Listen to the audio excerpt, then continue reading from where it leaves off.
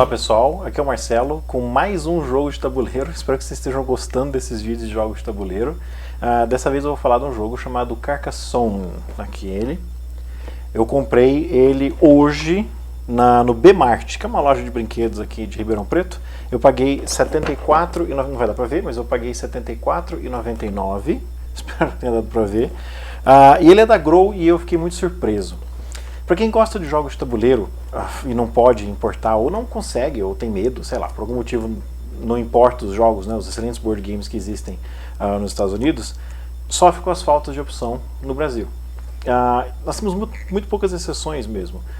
O que você tem no Brasil são os jogos da Hasbro, aqueles que todo mundo fica repetindo ad nauseam. Saiu War 2, War Império Romano, War Guerras Mitológicas, Banco Imobiliário Ecológico, Banco Imobiliário dos Simpsons, Banco Imobiliário Cartão de Crédito, é uma chatice.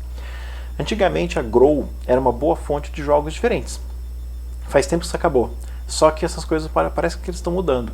Ano passado eles lançaram o Settlers of Catan, a versão portuguesa de Settlers of Catan no Brasil, como Colonizadores de Catan, que é um dos clássicos, assim, clássicos dos jogos de tabuleiro alemães. Foi lançado há mais de 15 anos por um cara chamado Klaus Teuber, que ele hoje é o deus dos jogos de tabuleiro, assim. Faz muito sucesso nos Estados Unidos, acho que Mayfair Games lança esses jogos nos Estados Unidos. As ovelhas do jogo ficaram famosas, você até compra ovelha de pelúcia por causa do jogo, e é um desses grandes jogos clássicos. Mês passado, e eu descobri isso hoje, mês passado a Grow lançou um dos outros clássicos de um outro Klaus, dessa vez Klaus Jürgen Red, tenho certeza que eu falei o nome dele errado, mas é algo assim. É um outro jogo alemão chamado Carcassonne, no Brasil chamou Domínio de Carcassonne, mas é o Carcassonne alemão. Tanto é que eles licenciaram diretamente da empresa alemã, dessa vez não pegaram assim uma empresa americana nem nada. Está aqui atrás, vai dar para ver aqui. Como está no plástico ainda, talvez vocês tenham visto o reflexo do computador ao invés de a caixa. Mas eu vou tirar do plástico, vou fazer um desempacotando, afinal de contas esse é um vídeo de desempacotando daqui a pouquinho. Esse é um jogo de 2001. E ele já recebeu várias expansões no exterior e uma versão digital. Pode jogar uma versão digital do jogo na Xbox Live, para iPod, para iPhone. E ele é responsável pela popularização dos Meeples, do nome Meeple, que é uma figurinha que no Brasil a gente chamaria de peões, né? Hoje todo jogo só tem um Meeple por causa do Carcassonne. É um jogo de estratégia de 2 a 5 jogadores. Você coloca os tiles na mesa para montar o seu cenário, né? E pode ou não colocar um Meeple em cima de um dos tiles que você colocou. Quando você completa um cenário, forma uma área, você remove um dos seus meeples dessa área para contar pontos. Carcassonne é o nome de um castelo na França, se não me engano. Parece um jogo bem simples, mas ele esconde um nível bem profundo de estratégia se você quiser. Porque os seus adversários também estão fazendo a mesma coisa, eles também estão colocando cenários, tiles para montar cenários, também estão colocando e retirando os seus meeples para contar ponto. Então você fica pensando assim, será que eu já retiro meus meeples rápido aqui para ganhar alguns pontos? Ou será que eu espero um pouco para ver se eu arrisco ganhar mais pontos? Mas aí um jogador pode colocar um meeple onde você quer, você pode atrapalhar também. Será que eu deixo espaço e corro o risco do cara pontuar para esperar aparecer um cenário melhor? Porque você vai puxando os tiles aleatoriamente. É um jogo bem rápido para os padrões de um board game. Uma partida pode durar meia hora, se os jogadores estiverem acostumados. Ou pode chegar a 1h30, se você estiver jogando com uma mesa enorme, assim, 100 pessoas, e as pessoas não estiverem muito acostumadas com os jogos de tabuleiro em geral. Além de ser fácil e rápido de aprender, ele é muito bom para jogar com criança. A Grow estabeleceu aqui a partir de 8 anos, mas realmente se você tiver um filho de 6 anos espertinho que já está jogando jogo de tabuleiro, ele consegue jogar.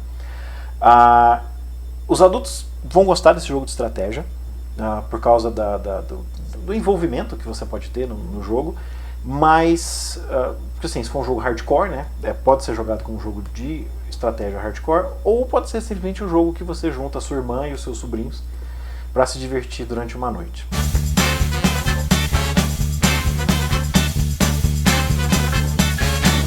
Então aqui está Carcassonne, ou como está no Brasil, Domínio de Carcassonne.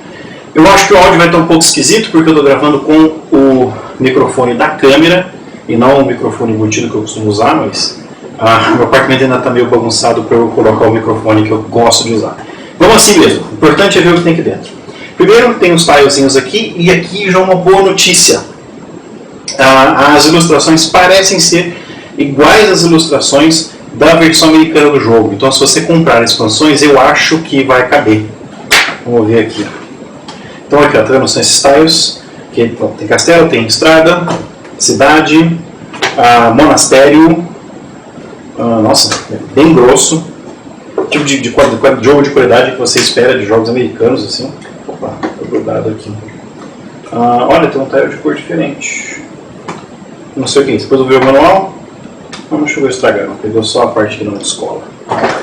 Mais estradas, mais cantos de castelo, mais estradas. O objetivo é você montar, ou por exemplo, fazer estradas, se o seu objetivo é estrada, ou campos, se o seu objetivo é ter campos. As coisas, eu não sei se isso aqui pode, isso aqui é válido, por exemplo. O que eu sei é que, se essa área tem um castelo, você pode ganhar pontos pelo castelo, né? Desde que você vai montando. Esse tem um símbolo diferente.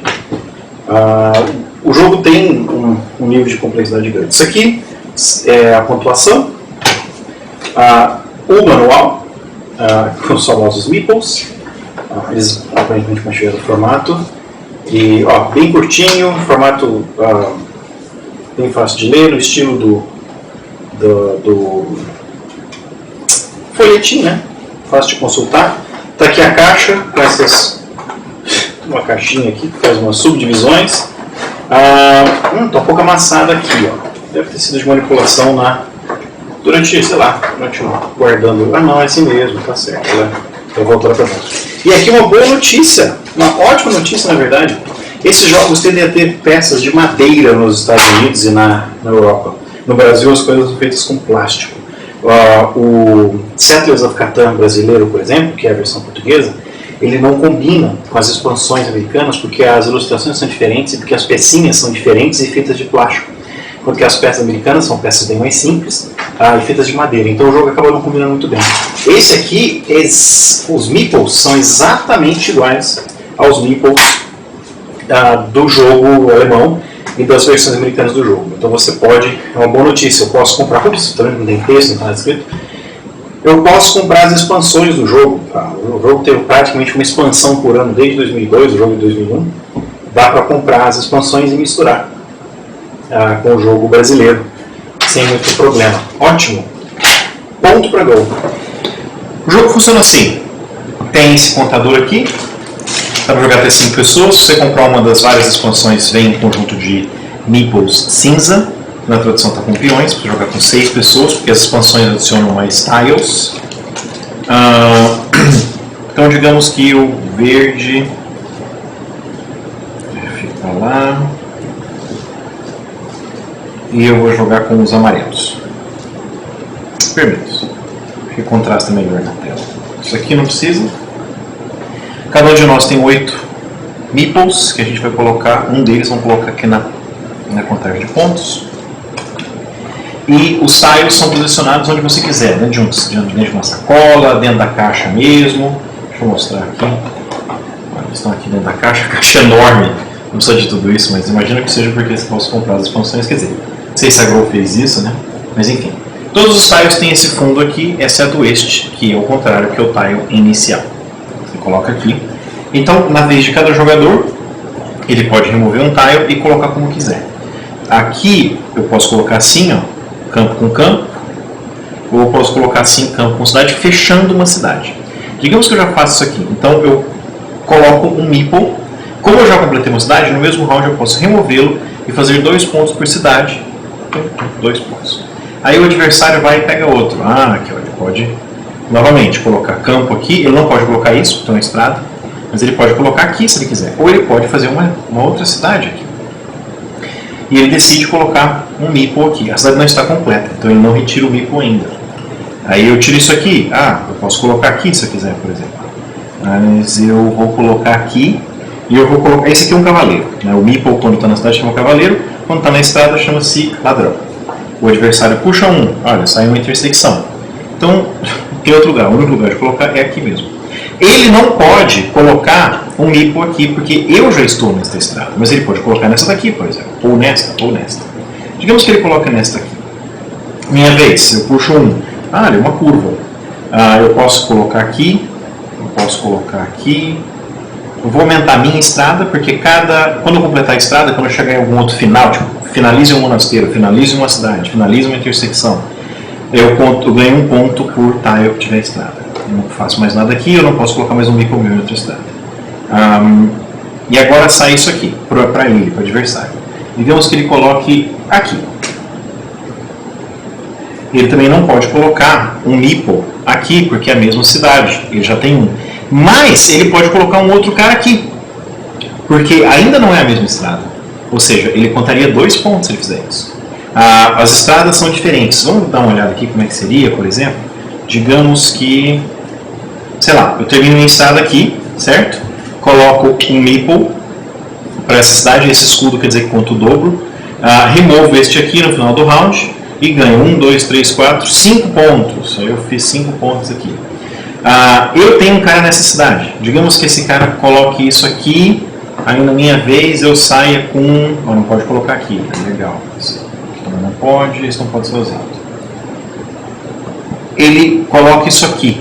Agora nós dois estamos na mesma cidade. Digamos que a gente fecha isso aqui. Fechou a cidade, contabiliza os pontos. Para mim, 2, 4, 6, 8, 10, 12, 14, 16, 18. E para ele também 18 pontos. Digamos que eu tivesse conseguido fazer, sei lá, eu tivesse conseguido fazer isso aqui, ó. Coloquei isso aqui, você pode colocar quando você quiser, né? Desde que seja válido. E eu coloco um cavaleiro aqui. Ainda não é a mesma cidade. Aí ele... então não posso mais colocar esse. Então deixa eu ver se eu acho um outro aqui. Vamos lá. Aqui. Não fechou a cidade ainda. A gente coloca esse aqui. E aí ele vem e fecha aqui. Precisamos de mais um para fechar ali. Fechou aqui a cidade. Agora... não fechou a cidade não, porque falta esse pedaço. Ixi. Agora fechou a cidade. Tem que achar um pedaço aqui. Vamos ver se eu encontro. Aqui eu posso? Não posso. Você pode ver que eu não posso porque, apesar de ter campo, aqui tem uma cidade com campo aqui, então não posso fazer isso.